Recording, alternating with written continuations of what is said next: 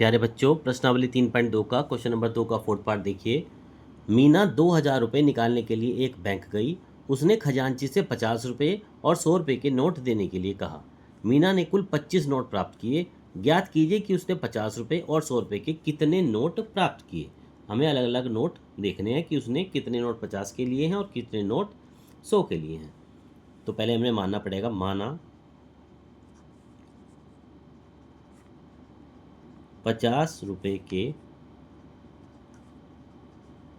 नोटों की संख्या। मान लीजिए 50 रुपये के नोटों की संख्या तो मान लेते हैं x, और 100 रुपये की नोटों की संख्या इसको मान लेते हैं हम y। अब प्रश्नानुसार क्या कहा गया है? इसने कहा है कुल 25 नोट दिए हैं, यानी कि कुल नोटों की जो संख्या है, कुल नोटों की संख्या ये है हमारी 25। यानी कि कौन कौन से नोट? एक 50 के और एक 100 के।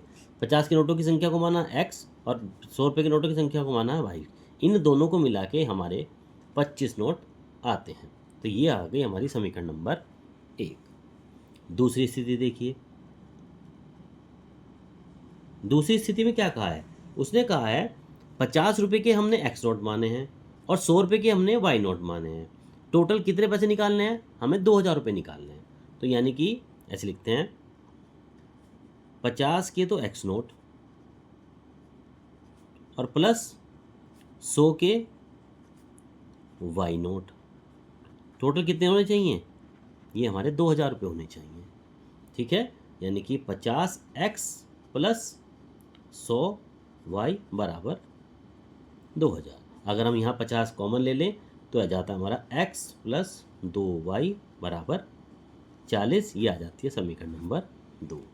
अब हमें इन दोनों समीकरणों को हल करना है। देखिए, समीकरण नंबर 1 क्या थी?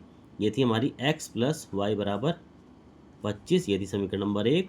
और ये x प्लस 2y बराबर 40, ये है समीकरण नंबर 2। इन दोनों समीकरणों को अब हम यहाँ पर हल करेंगे। हल करने के लिए दोनों में से देखिए एक बराबर होना चाहिए। यहाँ पर हमारा x बराबर आ रहा है, केवल हम साइन चेंज कर देंगे। यहाँ माइनस, यहाँ प्लस है तो माइनस, यहाँ प्लस है तो यहाँ माइनस, ये कर देते हैं। प्लस का 1y माइनस के 2y, ये आ जाता है हमारा माइनस के y बराबर। प्लस के 25 है, माइनस के 40 है, कितना बचा? माइनस के 15। माइनस से माइनस काट दीजिए तो y का मान कितना आ गया? 15। और y का मान जो 15 है, इसका मान समीकरण नंबर 1 में रखते हैं, जिस तरह से हम हर क्वेश्चन में करते हैं। तो y का मान